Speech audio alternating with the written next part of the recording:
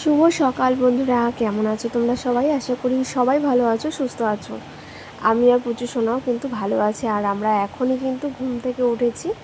আর ঘড়ির কাঁটায় এখন বাজতে চললো ওই সকাল 6:30টার মতন। তো তারপরে কিন্তু পুচুকে একটু ঘরে খেলতে দিয়েছিলাম নিচে। আর আমি তারপরে দেখো এই যে বাইরে উঠোনটা একটু ঝাড় দিয়ে নিচ্ছিলাম। তো উঠোন বলতে এই যে যেটুকু লম্বায় মানে ফাঁকা রয়েছে সেইটুকুই ঝাড় দেবো, আর বাকিটা তো জঙ্গল রয়েছে, তো সেগুলো কিন্তু এখনও পরিষ্কার করেনি। আর পরিষ্কার যেহেতু করেনি সেগুলো তো আমি আর পরিষ্কার করতে পারবো না, আমার পক্ষে সম্ভব নয়। তাই জন্য যেইটুকু ফাঁকা রয়েছে সেইটুকুই ঝাড় দিয়ে নিচ্ছি একটু ভালো করে। মানে এখান দিয়েই সাধারণত হাঁটাচলা করা হয়, আর রাস্তায় যদি বেরোই এখান দিয়েই বেরোনো হয়। আর ওইদিকে একটা গেট রয়েছে যদিও, তো ওই দিকটা কিন্তু আমরা যাই না, বা ওই দিকের গেটটা খোলা হয় না। সেই জন্য ওইদিকে মানে পুরোপুরি বন্ধ করে দিয়েছি ঘরের ভেতর থেকে। আর চলো তোমাদের সাথে গল্প করতে করতে আমার কিন্তু উঠোনটা ঝাড় দেওয়া হয়ে গেছে। তারপরে কিন্তু চলে আসলাম হাত মুখ ধুয়ে সোজা ঘরে। আর ঘরে এসে প্রথমে যে কাজটা করছিলাম, দু একটা বাসন রয়েছে, তো রাতেরগুলো রাতেই মেজে রাখি, এগুলো আর কি সকালের। তো এটা হচ্ছে পুচকুর যে গামলা, ওর একটা ছোট থালা রয়েছে, তো সেই সব আর কি সামান্য কিছু, তো ওইগুলোই আমি এখন মেজে নিচ্ছি। অল্প কিছু বাসন তো মেজে ধুয়ে পরিষ্কার করে নেব। আর রান্নাবান্নাটা একটু পরেই করব। তো আজকে সারাদিন কিভাবে কাটাচ্ছি সেগুলো সব কিছু তোমাদের ভিডিওর মাধ্যমে তুলে ধরবো।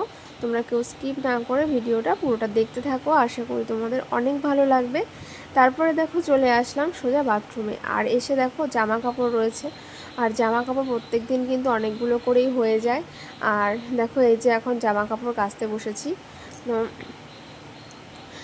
তো হাতে এখানে কাচতে হচ্ছে, কি আর করা যাবে। ওয়াশিং মেশিন তো বাড়িতে বাবা দিয়েছিল, কিন্তু এখন আমাকে হাতে কাচতে হচ্ছে এখানটায় এসে, এটাই আর কি। তো দেখো তারপরে কিন্তু জামা কাপড়গুলো কেচে নিচ্ছিলাম, আর ভালো করে মেলেও দেবো ধুয়ে। তো এটা একটা সমস্যা হয় আমার, যে আমি জামা কাপড় ভালো করে চিপতে পারি না, কারণ জলটা একটু থেকে যায়। এইটার জন্য মানে জামা কাপড় শুকোতেও আমার টাইম লেগে যায়। আর তার উপর তো মানে কন্টিনিউ বৃষ্টি পড়েই যাচ্ছে অনেক দিন ধরে, এরকম হচ্ছে প্রায় 2 সপ্তাহ ধরে, কোনো রোদ সেরকম উঠছে না। মানে আজকে জামা কাপড় শুকাতে গেলে আমার পরশু দিন লেগে যাবে, মানে 2 দিন কম করে লেগেই যাবে। তো বাইরে আর ঘরে এরকম বারবার করে তুলি আবার বেলি এরকম। তো দেখো আজকে হালকা একটু রোদ কিন্তু উঠেছে, তো ভেবেছিলাম যে আজকে রোদ উঠলে তাহলে জামা কাপড়গুলো হয়তো শুকাতে পারবো। তো ওই জন্য দেখো বাইরে যেরকম একটা দড়ি টানিয়ে নিয়েছি একদম ওই গেট পর্যন্ত লম্বালম্বিভাবে। তো ভালো করে যদিও টানাতে পারিনি, কারণ এই দিকটা না নিচু হয়ে যায়। তো যতটা পেরেছি আমি একা একা দড়িটা টানিয়ে নিয়েছি। আর পুচকুর যে কাঁথা, আমাদের সবার জামা কাপড়, তো সেগুলোই দেখো এখানটায় মেলে দিয়েছি। আর রোদও কিন্তু উঠেছে আজকে হালকা হালকা। তবে সকালবেলাটা একটুখানি বৃষ্টি হয়েছিল। তারপরে দেখো চলে আসলাম ঘরে, ঘরটা একটু ভালো করে মুছে নেব। তো ঘরে ওই যে বললাম যে সাদা সাদা, এগুলো দেখো একদম ড্যাম্প পড়ে গেছে, যেহেতু অনেক দিনের ঘর। তারপরেও একটু চেষ্টা করি ভালো করে মুছে নেওয়ার। আর তারপরে কিন্তু মাঝখানে এখানে পুচুকে খাইয়ে দিয়েছিলাম, সেটা আর ভিডিও করতে পারিনি। ওকে খাইয়ে দাইয়ে দেখো ঘুম পাড়িয়ে দিয়েছিলাম। তারপরে চলে এসেছি বারান্দাটা এরকমভাবে ভালোভাবে মুছে নিতে। তো বারান্দাও মুছে নিয়েছি। আর দেখো এই যে বাইরে এই জায়গাটা বৃষ্টি পড়ে বলে না, এই জায়গায় যে গাছের যে টবগুলো রয়েছে, তো মানি প্ল্যান্টগুলো এখানে শুধু জলে নয় মাটির মধ্যেই লাগিয়েছিলাম, টবে মাটি দেওয়া আছে, ওই জন্য এগুলো একটু পরিষ্কার করে ধুয়ে দিচ্ছি। আর আজকে দেখো তারপর আমি চলে এসেছি স্নান দান করে সোজা ঘরে। আর স্নান সারা হয়ে গেছে, এই যে পুচু কিন্তু আমার কোলে এখন। আর ও উঠেছিল একবার, দিয়ে দেখলাম একটু নড়েচড়ে, আবার দেখি ঘুমাচ্ছে। তো একটু কোলে নিয়ে ওকে হাঁটাহাঁটি করছিলাম, আর আমি একটু চুলে শ্যাম্পু করেছিলাম, যার জন্য চুলটা এখনও ভেজা। আর দেখো এই যে মাছ আনা হয়েছিল, তো এটা কিন্তু একটু মানে আমি মাছটা আগেই বেছে রেখেছিলাম, সেই ভিডিও ক্লিপটাই এখন তোমাদেরকে দিচ্ছি। কারণ আমি স্নান করার আগেই চেষ্টা করি মাছ ফাছ পরিষ্কার করে ধুয়ে রাখার, কারণ স্নান করলে না আমার একটু কেমন লাগে, তাহলে আবার চেঞ্জ করতে হয়, বা মাঝে মধ্যে তো আমি স্নানও করে নিই, এই আর কি সমস্যা। তো দেখো পাবদা মাছ আনা হয়েছিল বাজার থেকে। আর এখানে বাজার একদমই কাছে, মানে স্টেশনের সাথেই কিন্তু বাজার, আর স্টেশন থেকে মানে 2 মিনিটও নয়, ওই 1 থেকে 1.5 মিনিট লাগে। তো দেখো এগুলোকে আমি নুন হলুদ ভালো করে মাখিয়ে রাখছি, আর পরে এবার ভাজাভুজি করবো, রান্নাবান্না। তো দেখো এই যে এখন আমি কিন্তু এগুলো রান্নাবান্না করব। তো এখানে আরেক ধরনের মাছ আছে, সেটা পরে খাওয়া হবে, হয়তো রাতে করব। আর এই যে দেখো এখন পাবদা মাছ ভাজছিলাম, তো রান্নাবান্না সেরে নিয়েছি। আর দেখো এখানে তোমাদেরকে কিছু জিনিস দেখায়, এই যে পুচু শোনার জন্য কিন্তু দেখো গিফট।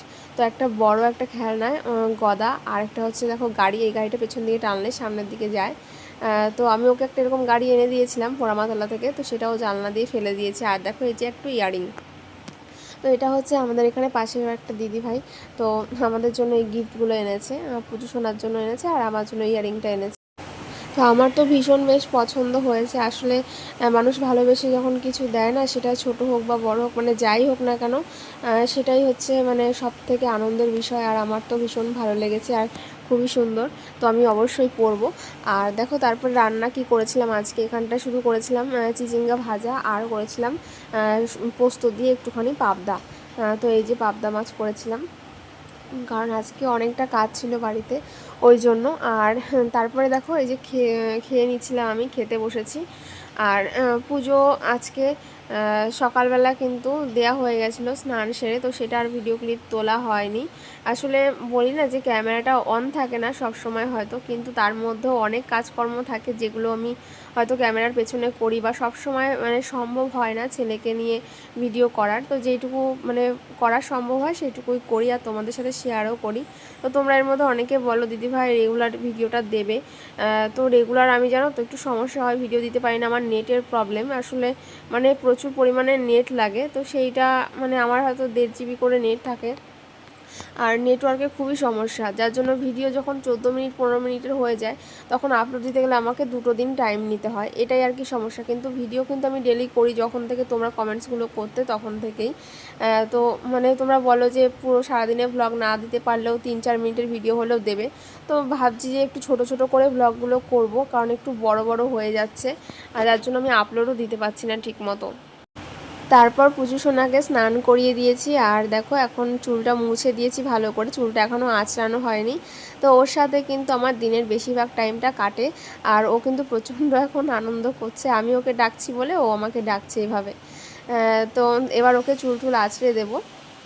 আর আজকে যেটা বলার, তো অনেকেই বলো, অনেকে মানে অনেকের মনের প্রশ্ন যে একটা বাচ্চা নিয়ে মায়েদের কোনো কাজ থাকে না, বাচ্চার মায়েদের সারাদিন শুয়ে বসে কত সুন্দরভাবে কাটিয়ে দেয়।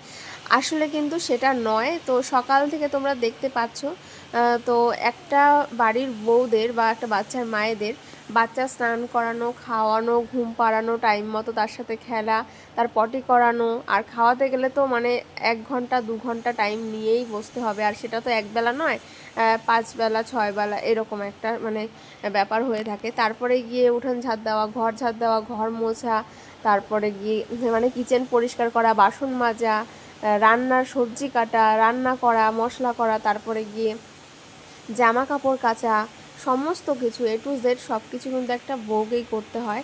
তারপরেও অনেকে কি করে বলো যে একটা বাড়ির বউ কি সুন্দর করে শুয়ে বসে সারাটা দিন কাটিয়ে দেয়।